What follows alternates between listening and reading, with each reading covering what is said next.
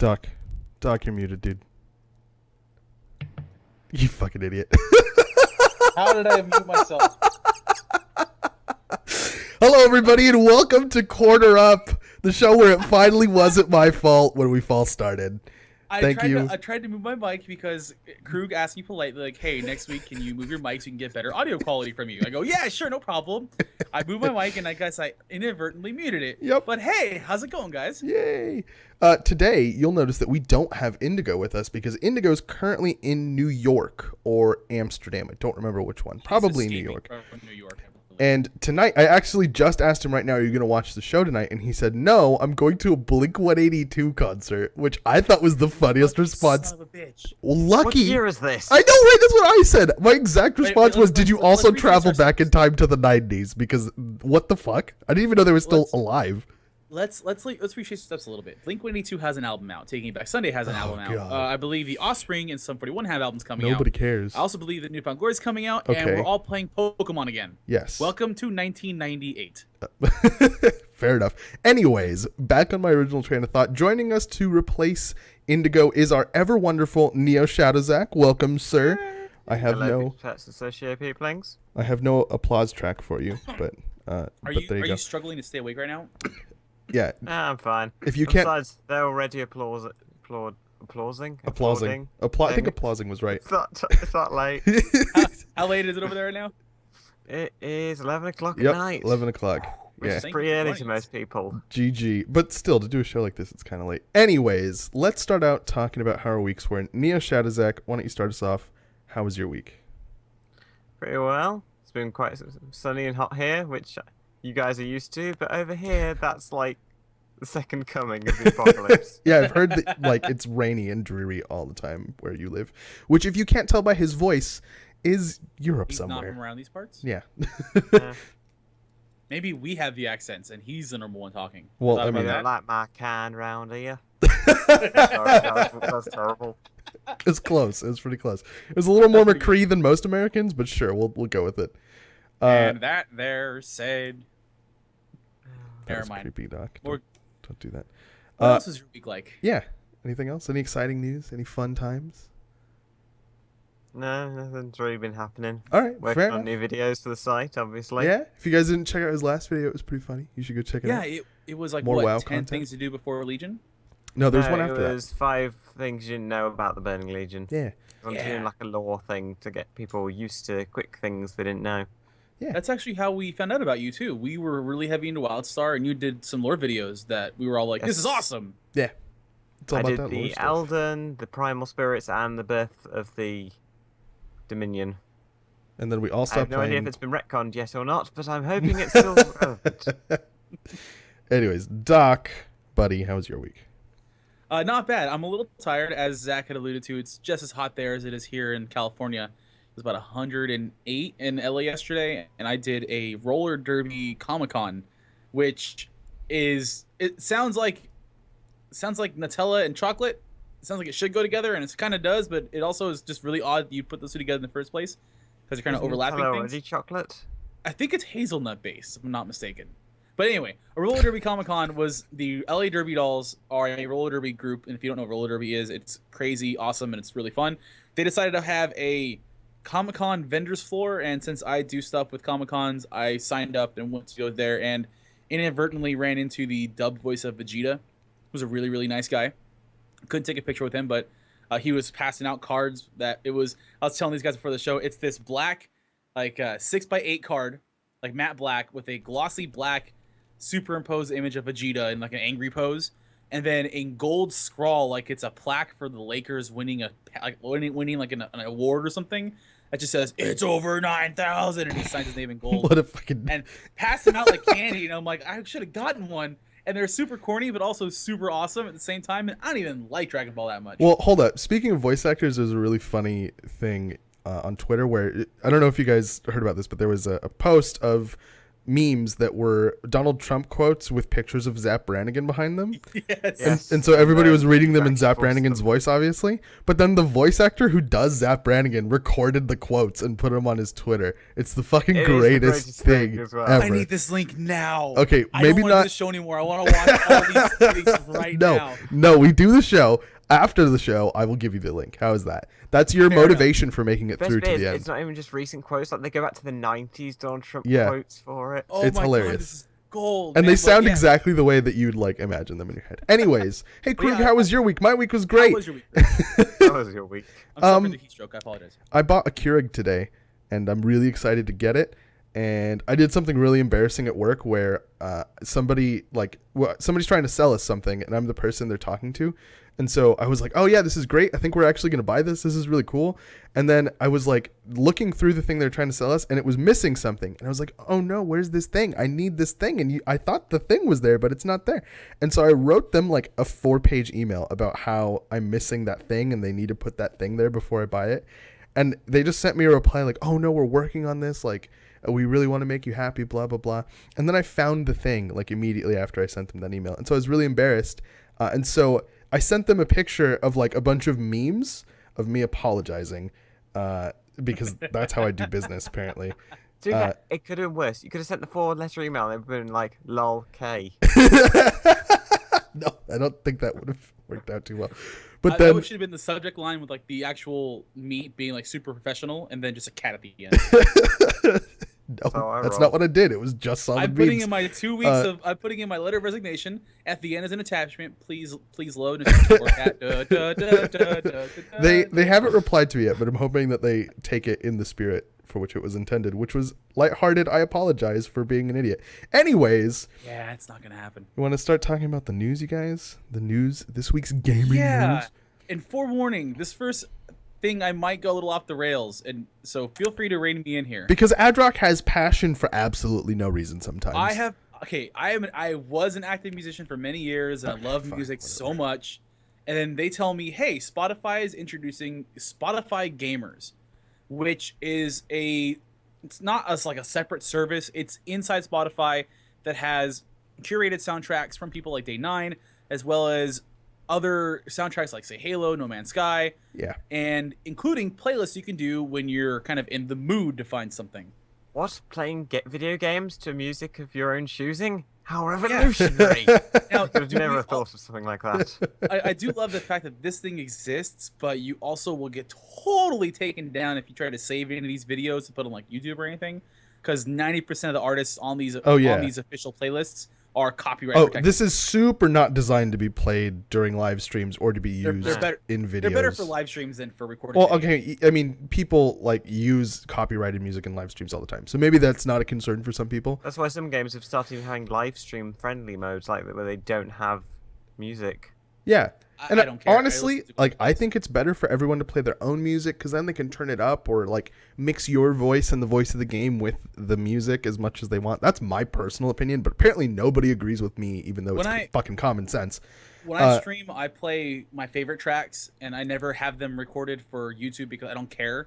So if they have an archive video of Twitch and it's just 90% blocked out, I don't care because you're that's how I depressing. relax. Yeah, But- depressing. Horribly depressing. I personally think this is a really cool service, Wow. if only to have like a centralized place to look for gaming soundtracks that you like. That's what I'm interested in. The rest of soundtracks are it, the like best the one, yeah. mood thing and the curate, like I don't give a fuck what Day 9 listens to when he plays video games. Like, super don't care. If I want to find music that I like, I'm just going to use Spotify's recommendation thing, not like some special gamer version, because there's no common thread between gamers and music as far as I'm concerned. We're super diverse, which is where I had my Yeah. bone to pick. Exactly. Like, I bet if all three of us right now said our favorite songs, they'd be in 3 different genres. Well, here's my thing with these playlists. Oh, A lot of them, It sounds I won't- bad. I was like, these. I love how they had the top gaming tracks. These are supposed to be like, this is the top of the top, and I'm like, this is half this shit. One is they put Trapped and 3 Days Grace on here. It's 2016, not 2001. We all pretend we're still wearing baggy black pants and secretly love Insane Clown Posse, not tell our friends. It's like, the fuck is wrong with this playlist? It's weird. It's got. I love rap and hip hop, but I wouldn't probably play personally half these songs. And I'm sitting here going like, There's so many other great artists, and they put the same top 40 tracks on here. Don't get it. And then fucking But 3 days grace. imagine playing the park while listening to Insane Clown Posse's The Dark Carnival. I'd rather not imagine anything. Oh my with God, I might Insane have Clown to now. Posse. No. But I mean, there's so Don't. many, like, you mean like The Far Side, Miles Davis, Childish Gambino, Arctic Monkeys, Billy Talent, 4 Years Strong, all these bands you can play that hype people up, they chill people out, and it's like, I'm gonna put 8 tracks of Eminem. Why? Why? 3 It's days sad grace. because I General, only why? recognized Eminem from that list. You didn't recognize Miles Davis? You're a horrible person. Anyways, like I said, Put them all on your playlist. Breathe Carolina, 4 Years Strong, Billy Talent, Arctic Monkeys, Comet, Far Side, Miles Davis, Bouncing Souls. I do know Breathe Carolina. I know one of theirs. like I said, Adrock gets overly passionate for no reason. It's just a fucking music service, dude. Just Chunk No Captain Chunk, Citizen, Oh, City God. in Color. I'm gonna go through my whole thing. The Clash, Cobra The Starship. whole I'm in thing? the season now. I'm in the D's right now. no. Stop. Please stop forever. Never do that again. Let's move the fuck on before he starts Alright, reading Slash, more artists. What's the best song you like to listen to when you're doing something in a game? Go. Oh shit. Ooh.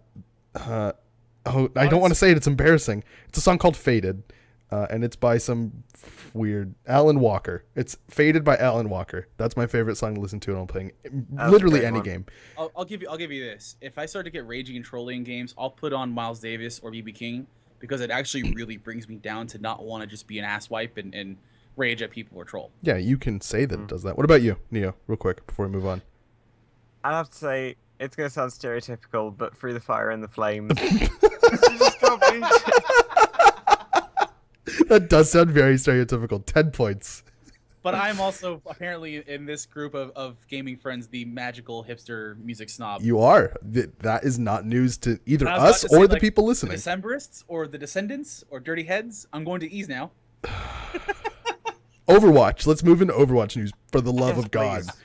So, for those of you that don't know, Overwatch has had a mode in competitive, not competitive, in custom game modes where you could change the tick rate of the game from 23, which is default for like actual non-custom games, to 60 hertz. So from 23 hertz to 60 hertz. For those of you that don't know what the tick rate is, Yeah. that is the refresh rate that the update rate that the client and the server have every second. So that's 23 messages per second versus 60 messages per second. And essentially what it leads to going from 23 to 60 is, more responsive games, more predictable outcomes to like ties, quote unquote.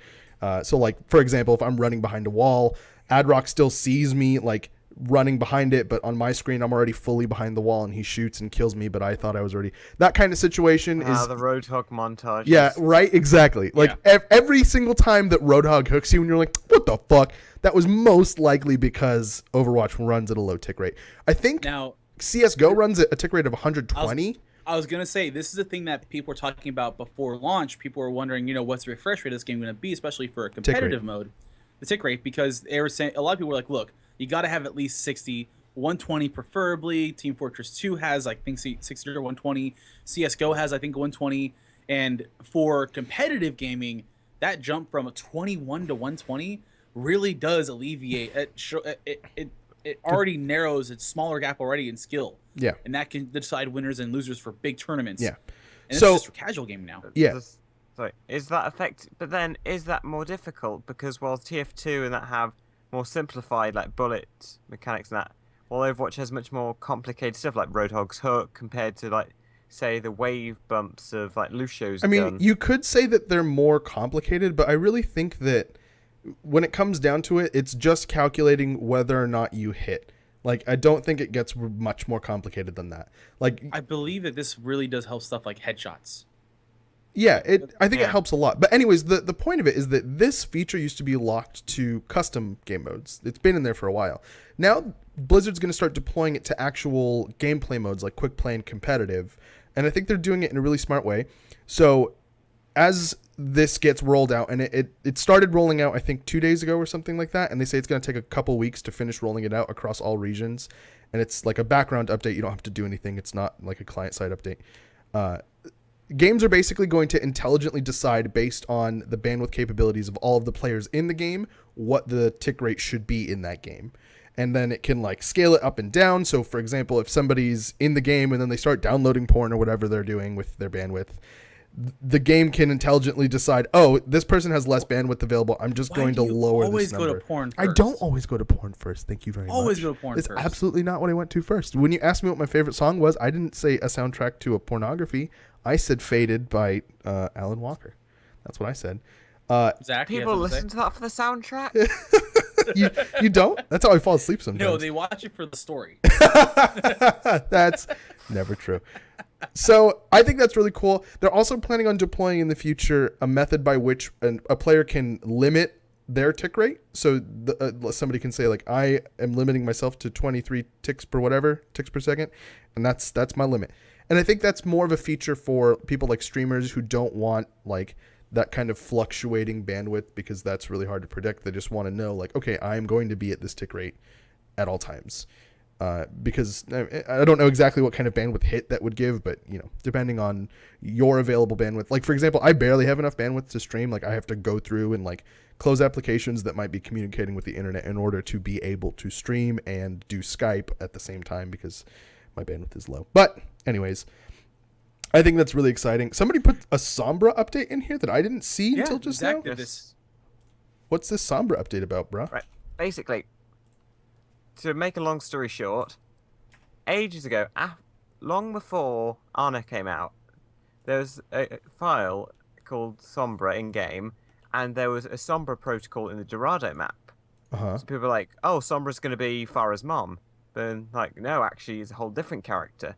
So it's been more established as a hacker character, so it started a massive ARG to the point where people were like going through the game, because in the Tracers bit from the Summer Games, there's a code in her lip stream.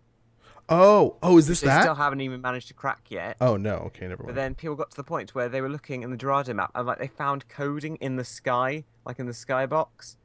It got to the point Blizzard were like, no, that's not even it at all.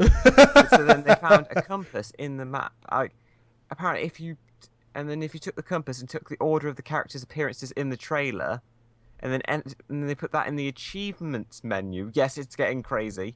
Dude, Like, ARG now- games are all crazy. The most recent thing, it actually shows a web address to a skull icon, which people think is Sombra's logo. It's like no one knows what the hell her ability is What going to the be now, fuck? but she's meant to be like the Reaper's boss. And, Yeah, like, she's- saying bad guys. She's got ties to, I believe, Reaper. I believe they were saying that she may even have ties to like Mercy and a Talon. few other characters. But Yeah. I think you're right that you might be tying like a hacker personality to Sombra instead of just being their typical stealth character, which is kind of cool. I don't know what she'll quite do. Specifically when you So hear we're saying stealth character, invisibility. it's like a It's rogue believed with she may access have to have, actually who knows? cameoed in the Lucio football trailer at the back, but we're not sure. Yeah, it's best part about stealth characters. You never quite know if they're there or not. Which But is this is weird pretty because cool. Blizzard said they didn't want to do stealth characters because of that. Yeah, and It was not typically fun stealth to play characters, yeah, they're anti-fun in games like this, and they typically become the most stereotypical of all stereotypes in these games, where you get like the heavy kind of analog with Winston and Zarya, and then you get Symmetra, who is a non-typical support character, but then you hear a stealth character. Okay, she's gonna have to have some kind of dagger or a sword, and she's gonna have to be invisible for partially or all the time. She'll probably like, have a she's hood hacker, on. What's she gonna do? Yeah, like- this is something totally different. You know what? hopefully. She's gonna be able to force other characters to use their ults. That's gonna be they her. were saying She's gonna like there's- hack into their guns and be like, "You have to ult now." Dude, there's rumors abound on what this character possibly do. One person was saying something like that, where she might have an ability that'll mess with your gain rate of your ultimate abilities and whatnot. So who knows? Well, because some people believe like that's going to be what Athena was, because if you remember the shot with Winston, like Yeah. his AI has the symbol of that is on a robot in the original intro to Overwatch. Yep. But then as well, ages back, they found data mined voice files, one which is for a castle map, which we believe is coming soon with the new Bastion short. Yeah. And also a like PvE thing on the moon where Genji gets like possessed or something, like his cybernetics are taken over. So it's just maybe that's connected. That is. This is a fucking castle map. clusterfuck. So- If you're I know, it's interested in this kind of amazing. thing, because I know that a lot of people are interested in this kind of thing, they have a Discord apparently. The people who came up with this, Yes, it's Games discord.me Of course they do. discord.me/game detectives. That's correct. Game detectives. So if you want to go in there and like try and help them with stuff or just listen, which probably It's I'm gonna crazy do at like, some the point. amount of coding and hacking they're doing. Yeah, It got to maybe the point be where literally careful. Blizzard had came and told them, like, stop looking at the skybox, guys. There's nothing there. Because now the most recent thing, the thing is going to have to do with Day of the Dead, so that's going to be quite a while. I'm kind of excited when to see this character come out, Sombra. I'm going to keep track of that and keep everyone up to date as that goes. But also to tie into the map of like the castle map, it might be tied to say Bastion because most of these maps are tied to multiple characters. They are going to start roughly what you consider season 2 of the Overwatch cinematics with Gamescom, and they're going to release a new Bastion cinematic, which will hopefully answer the lifelong question: is Bastion a boy or a girl? It's a robot. It's a robot, yeah. Bastion's Good a answer. robot. I like that answer more than anything else. What gender's the bird? Omnic stain the ground. I mean, there's one way to find out, but that will cross a lot of ethical lines. And morality More likely lines. to get Bastion tank mode after you first. But I'm going to give what I think the Bastion cinematic is going to be. He's going to wake up, he's going to look around, he's going to walk around, and I bet he's going to accidentally kill Ganymede's nest, which is the bird's nest, like, and realise, oh no, what have I done? And then meet Zenyatta. Like, that's how I think it goes. Like, he realises he's... Ah. Well, Because the they say, backstory, like, his old programming might still be in there. So it's like... yeah, because he did survive. He did survive the first Omnic Rising, according to the lore, and he's a little more of a reluctant fighter, which is people always found him, or not him, but found Bastion very odd in the fact that, according to Bastion's lore, the robot's not really a fighter. They were taken over by the god AIs, which is like Yeah. the ones in Temple of Anubis and that.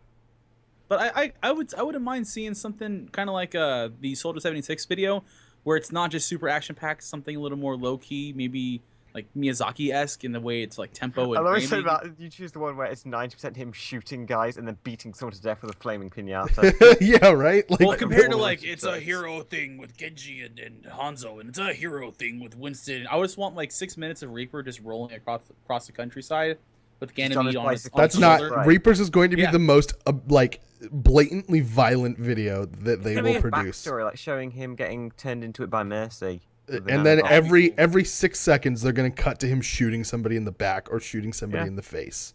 That's going to be his While- video. while $10. Freeze- riding a Race- race motorcycle. with the It's soundtrack The Trapped. Headstrong, I'll take you on. oh god, I hate you. Why do we keep having to go back to the 90s? I don't Early understand. November, explosions in the sky, Everclear. Stop Other it, bands. I'm going stop. into the G's now. Nobody cares about your letters, you shitter, dude. All right, so now it's my okay. Doc had his turn to get angry at Skype or sorry, Spotify. I'm so used to being angry at Skype that I just said Skype, but he got angry at Spotify. I'm gonna be angry at No Man's Sky because that game released last week, Justified.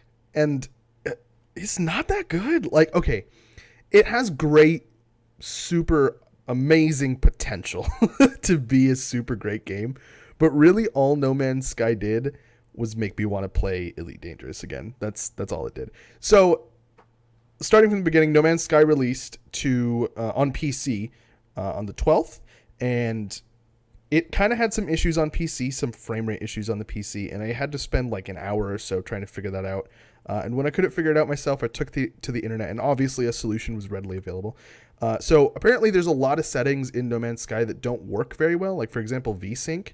If it's enabled in No Man's Sky, at least in my rig, which isn't bad at all, it causes huge problems. So the solution is to disable a lot of these settings, like VSync and anti-aliasing in the game menu, and then going into the NVIDIA control panel if you have an NVIDIA graphics card, and turning them on in there and forcing them on for that game, and then it works fine, which, okay, whatever. So that solved that issue. I started playing the game. Crazy there'd be bugs like that, considering how much they delayed it as well. Yeah. They I even... think when you have a sandbox game, bugs are just par for the course. But... Doesn't but matter in how fact, long they you're also involved. No, they've it's built not... up. They've been to can't E3s. say They've it's delayed it. Like, there should have been more quality assurance here. It's like Bethesda. They can't keep getting away with Especially, having bugged like, I games. understand, like, oh, in They- this you're- specific configuration of hardware, there are going to be issues that we couldn't catch because it's such a specific... But these are such widespread problems that I call shenanigans. Actually, yeah, I'm gonna agree with this, especially with writing on Zach's comment about Bethesda. I don't know. I don't get why Bethesda, and now technically in this case, Hello Games, get a pass for bug-ridden games. Nostalgia. It's a feature. Fuck you. It's a feature. That thing is broken. It's a and feature. you launch it to us broken. Who said that's a feature? There is a common thread with Bethesda games, and I'm gonna give it all to No Man's Sky in this case as well, where the game ships, it's been in development for a long time, and there are still bugs. And I did say, yeah, you know, it happens no matter what, especially with sandbox games. But they're given almost a pass for it, where it's like, oh, it's okay. I can still go to this planet and find a new race of aliens. Because And other games, yeah. And God forbid if like the new Tomb Raider game came out and it had a quarter of the bugs in Elder Scrolls Skyrim when that came out, people be like, fuck this shit. I spent $60 on this game. This thing is riddled with bugs. It's unplayable. I should get my refund back, and you can suck my dick. And they're like, Bethesda, it's a feature. It's okay. Yeah, but could you imagine the backlash if like they like the new Skyrim, like the new Elder Scrolls game is coming out, like it's a couple of months to go. They're like, we're gonna have to delay this for a whole year because of there's being PC problems. People would flip their wigs. And to be fair, they did flip their shit when they delayed the game twice for No Man's Sky. I think it's kind of to do with the hype behind it. Like, there's no way that a Bethesda release doesn't have that kind of like uber hype behind it. And at least for me, when I'm starting a game for the first time that I've been super excited for, I don't pay attention to what's bad. I'm just like, oh, this is so cool, and this is so cool. Oh, I have to fix something? Okay, I fixed it. Okay, now let me get back to playing. This is so cool. So it just kind of like slips my mind. But if it's just a game that I like, oh, I saw a good review on this once, I'll take a look at it. I'm bored. I'm looking for the things that are wrong with it. Like, I will not let anything slide. I never finished Skyrim. Yeah, I'll well, admit it. Skyrim's hard to never did. Yeah, finish. neither have I have twice, but whatever. So No Man's Sky didn't just have like bugs. It's kind of boring. Like, I can't play it. I tried really hard. I think I have like 4 hours or something logged, and it was not fun. I felt like I was working. Survival games. So Survival games are all about the fun you make with It's the literally, game. as I said at But the beginning, there's no it's 3D method. Starbound. There's no method to make fun. That's So monsters. there are like only a couple of things that you can do that I've found. So you're on a planet and you can fly around on the planet. Something that I didn't know about the game is that the flight is like super limited. So I can't crash into the planet. Like, it prevents me from going in. So I think that's dumb. The fact that you can't crash is a little silly in my opinion. I think it stops you from Especially- getting stuck and unable to get out. Especially I think that's what it is. Yeah. I don't care. I'd rather have a slash kill than preventing me from crashing into the ground. Like, no, I should be able to crash into the ground.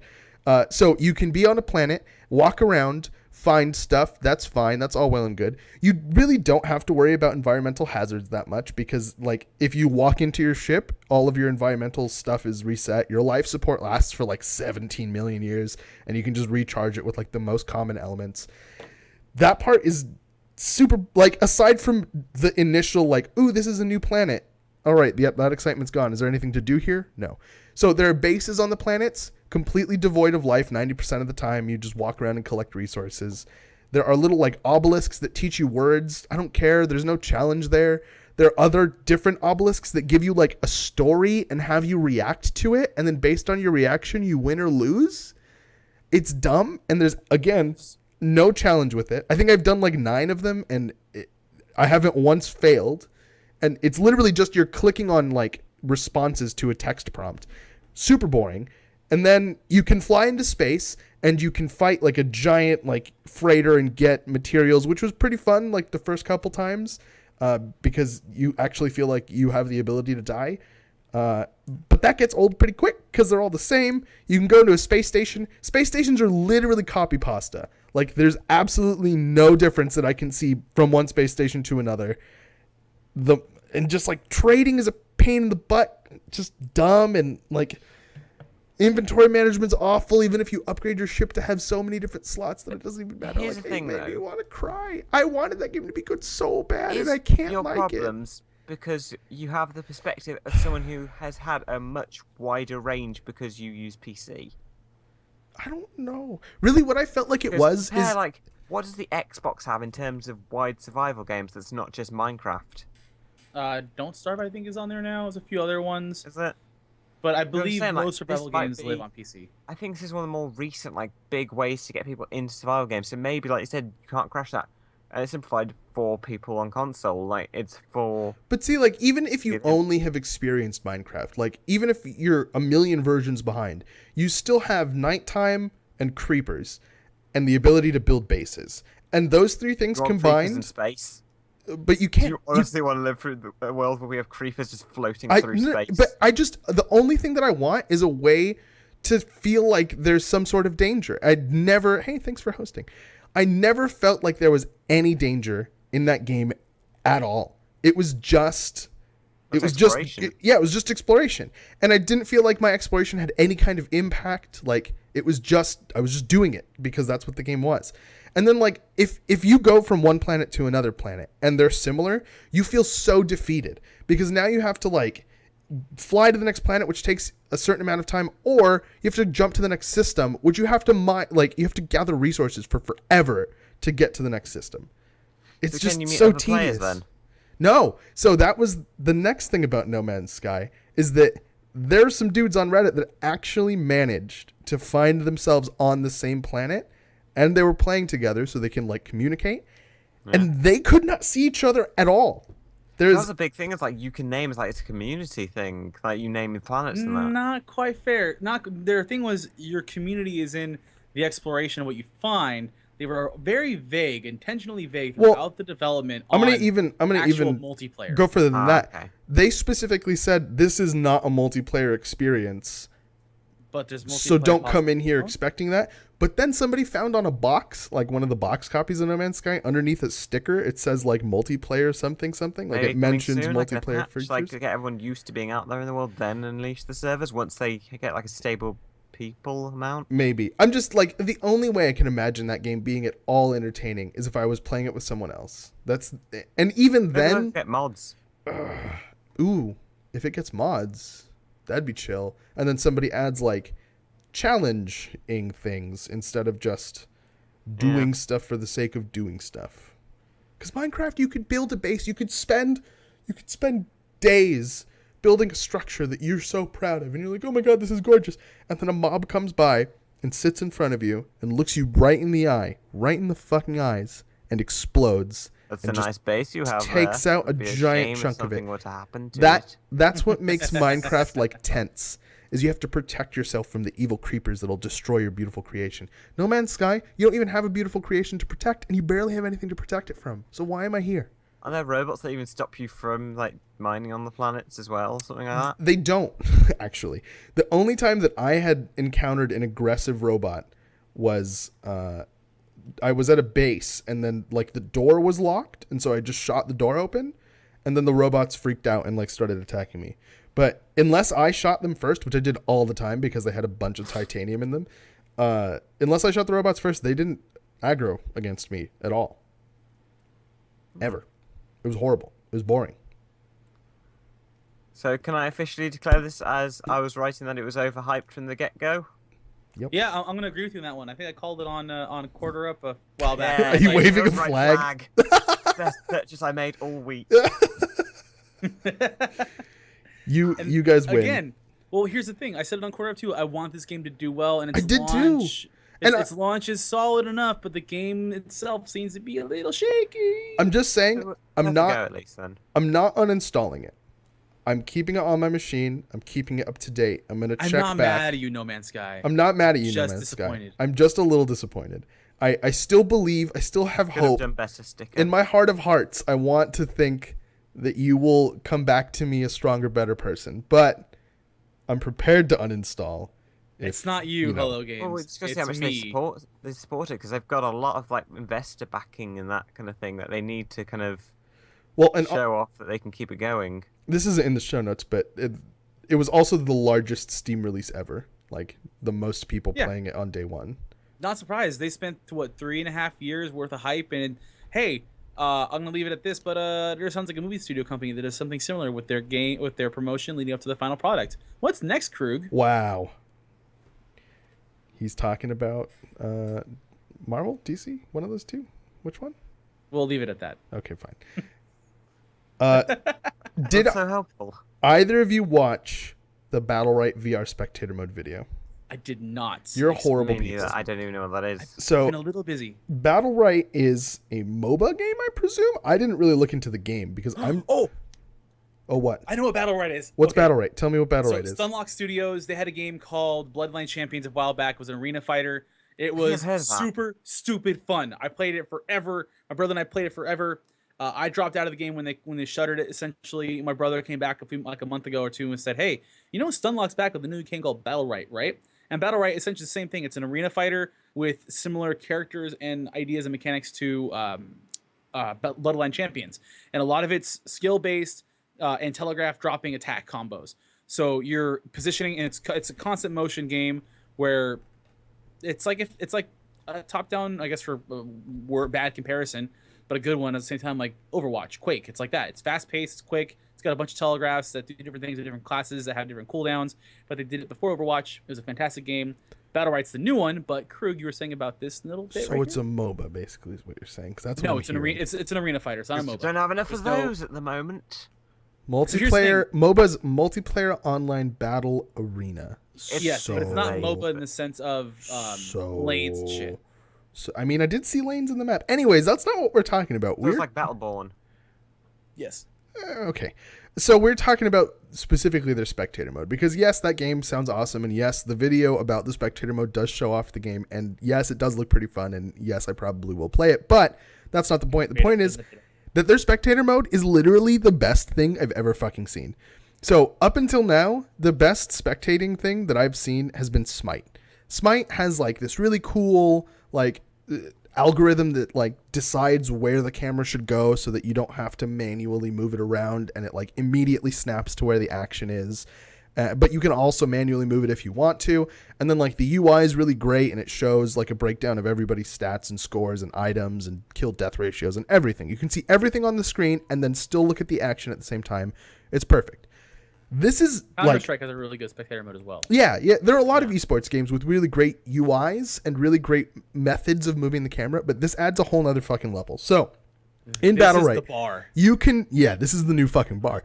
You can put on an HTC Vive and take your two little HTC Vive controllers, and you can control one of those. Yeah, you can laying around. Well, I mean, it's not that expensive. It's just like a console. Just buy one, Neo. Come on, just go buy one right now. Okay, great.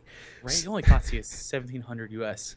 It's not $1,700 US. What the fuck? You need to have a computer that can run it. Oh, sure, but I already have a computer. Whatever. Anyways, but continue. So you get your little sticks, right? And your stick, like, okay, so your left stick is the preview of what your camera is showing you, and your right stick is the camera, and then you are just essentially a giant in the world of the game. You are God. You can just move and pan the camera around the things and push in close, and I'm watching it right now. You can. It's so cool. You can pinch to zoom and shit. So what this means is that basically you can have like a multi-camera crew filming your game for an esports event. Yeah. You read my mind, Krug. Yeah, so you just have an actual set from an actual like television production. You do a multi-camera shoot. This are phenomenal. I know. This is stuff like even if this game doesn't do well, like just using that as a concept could be brilliant with anything. Yeah, I really hope the game does VR do well. television, you could do VR like battles, VR anything. You could. All what they really need is someone to develop a stabilizer for the VR, so your head shakes aren't constantly being mimicked. No. Your head has absolutely nothing to do with what the audience sees. Your head is just a way for you to position the camera, and the camera is stabilized. So if your hand is shaking, it doesn't matter. And then like as you're moving the camera, you can like lock it and then like move your hand and then bring your camera back down and like pick up your camera again and move it. It's the fucking coolest thing ever. So, hey, remember when I said that there's other uses for VR than just VR experiences labeled as games? This is fucking it. This would be a reason I would get a VR, because I've been trying to do streaming and casting like just on my own. I want to try getting more of it. This is a tool I would use. Yeah. I would gladly pick this up and get into a community and sell myself as someone who's could be a professional cameraman and caster, and I could do that on the fly, like, oh shit, you double kill over here, and like zoom over here and pan out, and oh my god, this is cool. Yeah, so it works in the recorded version, like recorded playback games, and in live games. So during esports events, you could fucking have two dudes in the other fucking room. They don't even have to be like in the same place because it's just over the fucking network. Just casting, doing the camera work for the game, have those feeds sent to whoever's doing the live stream, and they can just switch back and forth from their two sources. That might be good for or personalized 8 sources. Overall, with that kind of thing, you want the overview still, though, so you can see like more of what's and that's happening. still there. You can still have like a manual little dude with a computer. You can still have the camera that like uses the algorithm to figure out where to be. And then you can switch. A team of 2 can now replicate live coverage of esports, just like they do for football and American football Exactly. and rugby. Yep. This literally can. If people are always complaining about how we need to recognize esports, and this is a thing that you don't think we would need, but if this was on ESPN2 and you had a group of people who were doing this and calling shots on camera angles, just like they do in football and in American football and in basketball and baseball, this would become even more engaging for games like this. Or another thing would be like extreme sports. Like I keep going back to like snowboarding. Like you could like look round with someone like as the camera. Like it'd be much more lock in rather Yep. than the kind of thing. And you can Right. get shots with that kind of thing. Like I understand that like we're in a virtual world and it's never Like a going to GoPro. look Like a necessarily. virtual GoPro. Yeah. Yep. So I hesitate to say it's never going to look as good as real life, but you're not going to get the same feeling as Someone's though. never played Crisis. Well, I mean, that's close, but it doesn't look like real life. Like you're never going to get as cool as like a GoPro on an actual athlete's head, like doing a backflip or whatever, because that's fucking sweet. But you can get shots with Like a how VR you camera. all Like you can sorts of pull out like a backflips. mile, or you can, zoom into someone's face and then zoom out and like turn and face the audience. Like you could never get that close in real life, and you can never travel that far in real life with an actual camera. It's just going to be sweet. Like it's going to be fucking cool. Like for reals, if there's ever a time where you just go into the show notes and watch the video because we cannot adequately explain in words how cool this technology is, now is that time. Go into Yeah. the show notes and watch the video. Also, It's go great. check out Battlerite, because if Bloodline Champions was their proof of concept, Bloodrite could legitimately be a fantastic game to watch, play, and stream. Is it out? And To also, be the more completely people enjoy honest, it, the more likely it is to be copied. Exactly. The more likely Battlerite, that it spreads. Battlerite has a beta coming up. Like they had their gameplay trailer in June of this year, so they're still in development. I think my brother might be in like the early alpha, and I signed up for beta when I first heard about it from him about 2-3 months ago. So it's awesome. Like their sudden death is. I remember Bloodline Champions. At the end of a round, you were in it was a basic arena, not a whole lot of line of sight stuff, but there was some. It's kind of like what you see in Battlerite. But when it got to the end of a round, instead of just making it last forever, people was playing turtle the whole time. The arena starts to close in on itself, so it forces you to give up positioning. It forces you to get in the middle and fight. It forces you to end the game. And the longer you stay out of it, the faster you die. And if people, it gets really, really fun and hectic and easy to read. Like all the effects and spells were like, okay, I get what's going on. Here's the movement. Here's this. Oh shit, sudden death. It was a really, really well done game, and Stunlock Studios needs more recognition. So I'm really hoping Battlerite, if they're using this as like part of their streaming package, like the virtual reality thing, this game needs to be checked out already, and you guys all need to sign up for beta. And Yeah. it was awesome. I'm signing up for Oh, it's- beta right now, like in the Yeah, I middle of better the do that. show. Bloodline Champions was fucking phenomenal, No, I and I don't think I totally would take- forgot about it. But I don't think I would take advantage of the VR, sadly. Unless I get Right. that done as a business expense. Yeah, and I feel really bad because I know for a fact that like something like this would work well across esports, and this, like, from what I understand, Dota has something similar to this, but Yeah, not. they recently released something similar to this. Yes. Yeah, Yeah. but I don't think it has the same kind of like camera control-y. No, well, that's the Thing. thing with that kind of game. Like I said, you want the full view so you can see what everything's going on. Yeah. Because, like, but the imagine thing if about you it is had. in sports when the referee's not looking. Imagine that with like a full esport where millions of dollars are on the line.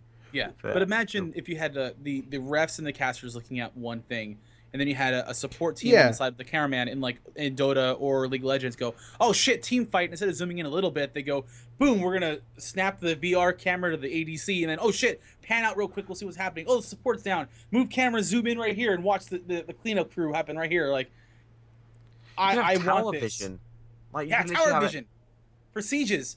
Those Yeah. are like cinematic style shots.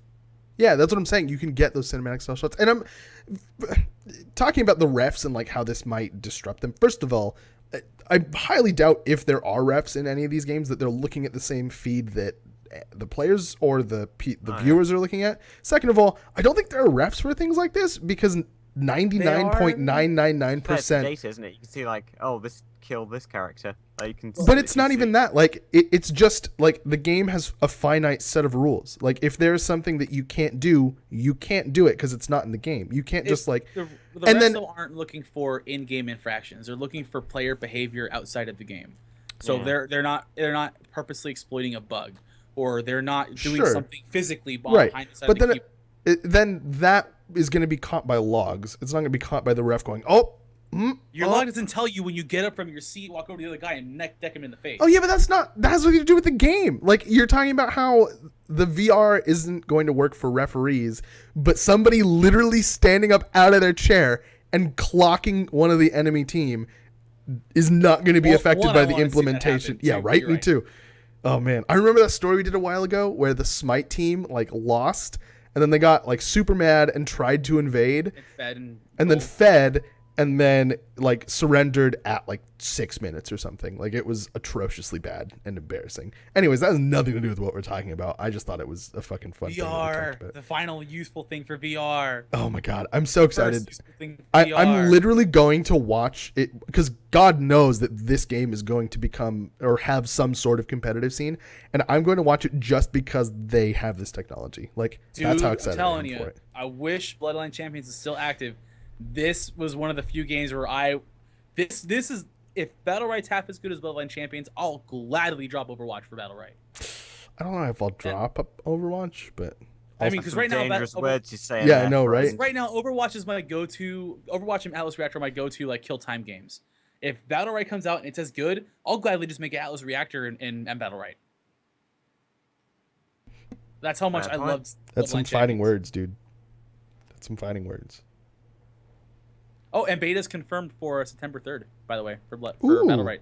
Is it an open beta? I don't know. You keep going. I'll find that out, and I'll let you know. All right.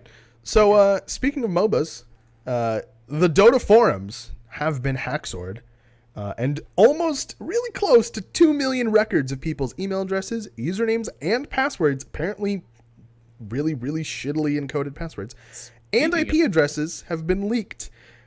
So... Riot is Riot? No, but Dota. Dota's Valve. Steam. Yeah, Dota's Valve. Steam to Valve. Yeah. So Valve apparently encrypted your passwords with an MD5 encryption, which is apparently super easy to get past. So I would just say that if you have, well, whatever. I would say if you have a Dota forum account, that you should if that password shared a password with anything else, you should be very, very ashamed of yourself. You are an internet person and you should know better than that. And 2, you should go and change all those passwords to not only be different from the original password that is probably now out in plain text somewhere, but you should make them all different, because this is why we change passwords and make them different. Because if you have the same password for Dota and your PayPal account, the person who now has your email address and your password is going to go and try that combination in PayPal and see if it works. I can fucking guarantee it. So, yeah, this happened on July 10th. So if you had an account before July 10th, you need to go and audit your password shit. And that's my rant about passwords. I hope. To be fair, from what I've seen from most Steam reviews of Dota 2, it'll be difficult translating all that Cyrillic. That was super borderline racist. I don't know what to say to that. I have not played Dota. That's literally just what the Steam reviews say. That's all I'm saying. Mostly because League of Legends is better than Dota. Shit. Isn't the Invitational showing up soon? And like the main cash prize is like 9 million. What the fuck? Yeah, what? That's insane. The next Invitational showing up, and I believe the cash prize is even more than it was last year, or as much as last year. Time to go play Juggernaut. Well, time to never ever get involved with Dota ever, because even if it's $9 million, I'm never ever gonna win a penny. It's pretty bonkers. Like the Invitational is a mostly player given, like the prize money, like they support it by buying like compendiums, whatnot. The Invitational 6 is happening soon, and yeah, I think $9 million is up for sale. Hold on, I want to read something in chat. I loved in 1975 when Baron von Rockschul took the ring announcer and smashed his face into the turnbuckle, then threw him out of the ring. The cameras were rolling, and the Baron was disqualified. Gotta be careful with this technology, Krug. What? I don't know where this came from, but I love it. Wait, what? I'm completely confused. What? So am I. I don't know. Internet silliness. But I kind of want to find that video now. Just saying. I think this is our last piece of news. Are you guys ready for the best piece of augmented reality technology ever? Yeah. VR is so passe. So for those of you that don't know, South Park has a game studio division called South Park Digital Studios, I think. In conjunction with Ubisoft. In conjunction with Ubisoft, correct.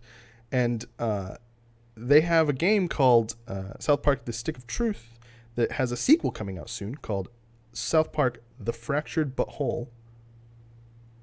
Very accurate. For those of title. you, yeah, I'm going to say that one more time. The Fractured But Whole. The Fractured But Whole. The Which fractured basically butt. is extremely but whole. important. Yeah, it is both fractured and Phrase- whole. So it is phrasing? fractured but whole. Yeah, because Civil War. Right. You, So you must be very careful when you have all these groups of people because they can be fractured, but whole. but whole. Yeah, they could be fractured but whole. Right. Exactly. God, we're children. It's just a fun name to play with your mouth. Best name ever. I love playing with the fractured butthole with my mouth. The I'm gonna story admit, I didn't realize the joke at first. I thought, oh, it's just like Civil War. I had no clue. Yep. The story is the best part about how they couldn't, like, they literally said we wanted to call it like something butthole. Yeah. And But they all told the them time. we can't sell this game at Yeah. Walmart. They're It's saying got like butthole in the name. retailers wouldn't put a box on the shelves that has the word butthole on it. And so knowing Trey and Matt, yeah, they just sat down and were like, I really want to put the word butthole on it. Butthole, butthole, butthole. Oh, butthole, I'm so glad we're an all ages Butthole. podcast, right? butthole, Wait, no, we're butthole. To be fair, every single one of our episodes, whether or not it has cursing in it, is marked as mature. Every single one. Good. So if you're listening to this and you're 13 years old, you were warned. And if your parents get you in trouble, your fault, not mine or ours. At the same time, welcome to the club. You need to be a mature Right? adult to handle this level of content. Every Yeah, 'cause single we can barely handle this content. every single piece of content that we have, except for our YouTube, is marked as mature. But that, awesome. anyways, going back to the I'm going to preface this by saying there is a video link in our show notes, and that video link does have hairy butts on it. Please be real. Please be real. It's not real. So before you watch the video, you have been warned. It has hairy butts. So that's a thing. The Fractured Butthole, for those of you that don't know, is based around a character called the New Kid, and the New Kid has extremely powerful farts. And so Matt and Trey wanted to make the game a little. Yeah, that's the magic. He wanted to make the game a little more immersive, a little more like tangible, a little more realistic. And so they partnered with Ubisoft to develop this product called the Nautilus Rift. That's NOS. Nauseous Rift. Nauseous. Yeah. Oh, Nauseous Yeah. makes much more sense. Thank you. I can't read. So they produced a product called the Nauseous Rift, and basically what it is a piece of technology that you strap to your face. It goes over your nose, and then in game, when somebody farts, you can smell it. It has little perfume canisters. Smell-o-vision. Yep, they have developed We've done smell-o-vision. it, people. This is what development since Pong has been Drop the for. mic. We've hit the pinnacle of human existence. Like Futurama foretold this day. You know, Matt Groening did do both Simpsons and Futurama, so you could, at this point with the future stuff, you can literally say Futurama did it first. Yep. So Oh my god. it's literally fart smell canisters that just spray fart smell into your nose whenever the game tells it to, and the game tells it to.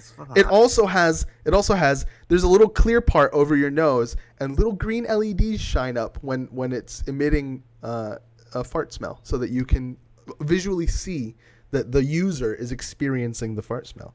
It's a good touch, guys. It's a good touch. The reason I'm more excited for this is because if you've ever been to an amusement park in the last few years, this technology technically does exist. Disneyland does smell-o-vision for their theater stuff, like a 4D experience. Yeah. Now, I'm saying I hope it's real because they might not have to make an actual Nautilus Rift to sell with the game like for launch, but imagine going to Gamescom, imagine going to E3, imagine going to PAX, and you find the Fractured Butthole booth, and they give you, here's your VR set, here's a controller, and here is your Nautilus Rift. To be fair, that's better than what I thought you were going to go with. For that. When you And start saying about Disney parks, I thought you were going to say like little Nautilus Rift with little Mickey Mouse ears on it. Well, there's a scene in, like the Bugs Land theater where like the stink bug comes out, and I have a 6-year-old daughter, Jelly Bean, and my nephew, and every time I take them to that, they're like, ew, smelly. They're just having little kids fun with it, and I thought, oh, the Hate that Nautilus ride. Rift made it real. The Yes, Nautilus Rift has made it sex. real. Nautilus Rift. So they do say that they're going to tour this product around conventions. So there is a link in the show notes to the product homepage. You can tell that every single image of it is rendered and not actually like a finished piece of hardware. So I'm like 70% sure that this is 100% fake, but I don't know for a fact. Cardboard cut out Like it's Google Cardboard, and there's just a little piece of paper with some fragrance on it. They just slot in. No, it looks super cool. Like, I don't know. This is fucking hilarious. It's super cool. I want it to totally be real for just conventions, and I will gladly shell out money to go to a con to just play the Fractured Butthole preview with the Nozzles Rift. I actually didn't even know that the Fractured Butthole game existed until I saw an article for this product. Really? So this is fucking great marketing. Yeah. Well, I didn't know there was a announced it at sequel. E3 this year. I didn't know there was a sequel yet. No, they just announced it at E3, so it's still pretty fresh news. I did buy it like the second I heard about its pre-order? existence. Yeah. Oh yeah, but the cash. It's funny because they mock people who pre-order in the trailer. Like, they're like, this whatever. Is games are all gladly go against my creative not pre-ordering because the Stick of Truth was really well done. I didn't actually have a copy of the Stick of Truth, and so if you pre-order the Fractured Butthole, man, I fucking love saying that so much. If you pre-order the Fractured Butthole, you get So, Krug, do you really want to play with the Fractured Butthole? I do want to. I love playing with the Fractured Butthole. It's the greatest. Oh, Zach, you have a problem with fractured buttholes? Zach doesn't like looking at Fractured Butthole. You can put together. See, that's the problem. It's fractured, but with your help, you can make it whole.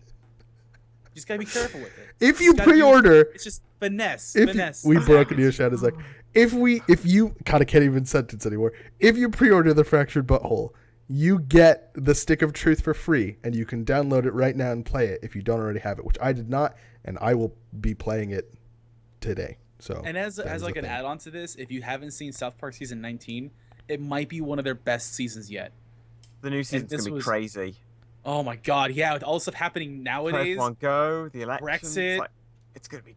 Oh my god. I hope they do a Brexit episode so that people finally stop asking what Brexit meant. Like between Pokemon even the Go, people in the UK didn't know. Boris Johnson, Trump, the Oculus Rift, Social Justice Warrior Part 14, season 20 of South Park. It will be. God, I hope so good. I want them to show restraint and not do a Trump episode until he loses. That's what I want. I want them to have an alternate reality win. They'll take a shot at everybody. That's what they do. They'll do it as a round robin. Yeah, I guess it's like this political season in the U.S. is a really good political season to make fun of things. Dude, just in general. Here's what they do to be clever. They have the kids argue, use their points, but never mention the candidates. But then also, season 19 was their most narrative-driven one once they got Bill Hader as part of the writing staff. Sure. So there's a definite change a little in how they narrate the story. A lot of through-line arcs. But that's also kind of been an effect of the game, too. Like, they learned a lot from The Stick of Truth on how to have overarching narratives and, like, how to weave a little more into South Park. So really, the game is also supposed to be an extension of the show. In fact, there is a little bit in, I think, season 18 or 19 of South Park where they start, it's like the prologue to the Stick of Truth. And then the events of the Stick of Truth happen, and then the show acknowledges it at the end of it. Oh. So the Stick of Truth is actual canon in South Park. So I would not be surprised that the Fractured But Whole is also canon in South Park because it literally takes place the next day after the Stick of Truth. So they're very conscious of rectifying the mistakes of their old South Park games with like one-off minigame dribble that they didn't have a hand in. It was just licensing games to creating actual crafted games that'll probably kill them because that's how hands-on they are with South Park, but deliver phenomenal games in the process. Yeah, I'm really excited. Anyways, we are currently out of time, so we're going to sign off. Thank you very much for joining us, Neo Shadow Zach. It was a pleasure as always. Thank you. So it's great to be on. People want to find you on the interwebs, where can people do that? Well, there's Twitter, and there's my posts on the site, and sometimes I post on my own YouTube, but I don't really do that much anymore, I don't think. If I find something crazy I need to play that I can't do for the site, I definitely put it there. Fair enough. It's just youtube.com/NeoShadowZach. Fair enough. He's got, like I said, he's got great World of Warcraft videos up, so check them out. Yes, he does, and yes, you should. Adrock, where can people find your sexy body? Best place to find me is at Twitter at AdrockDraws. I might be doing some streaming this week. Probably working on a new Quarter Up and /Yell layout in the next few weeks, as well as streaming some Atlas Reactor stuff, most likely, and maybe some drawing because now that I have more free time to do it. So, sweet. Twitch.tv/DocDraws and AdrockDraws on Twitter. Sweet. Awesome. My name is Krug. You can find me at KrugQT on Twitter. You can also email me. My email address is krug@QueueTimes.com. If you want to get in touch with all three of us, well, if you want to get in touch with me, Adrock, and Indigo, you can email QU@QueueTimes.com. If you want to tweet all three of us, really, if you want to tweet anybody in QueueTimes, you can probably get them at _ Guess I'll just QueueTimes. sit here in the corner then. And if you, what do you mean sit here in the corner? Well, I mean, you're not always on the like we could put everybody on that email address, but that would be really spammy and annoying for you guys. So we don't. If you want to be on it, I don't have a problem with that. Just fucking ask, dude. Anyways, thanks for checking out the show. We may be fractured, but we're whole. That was good. That was a good little. Good night, everybody. No, we'll see you later. We're not done. We still have to do the thing where we say thank you for checking out the show. If you like the show, leave a comment, leave a like or whatever. Or subscribe to the YouTube channel if you're watching on YouTube, or subscribe to the podcast if you're listening to the podcast. Whatever you can do, do it. If you didn't like the show, please still leave a comment or a thumbs down or whatever the fuck, and let us know why so that we can change and become better for you, for your viewing pleasure. Wish Indigo British guy. Wish Indigo luck at his Blink 182 concert. Lol. And Dude, we will. they do not disappoint. Okay, whatever, dude. So good, so We'll see you next time. We'll see you right now because we're gonna start streaming some Atlas Reactor. Peace. See ya.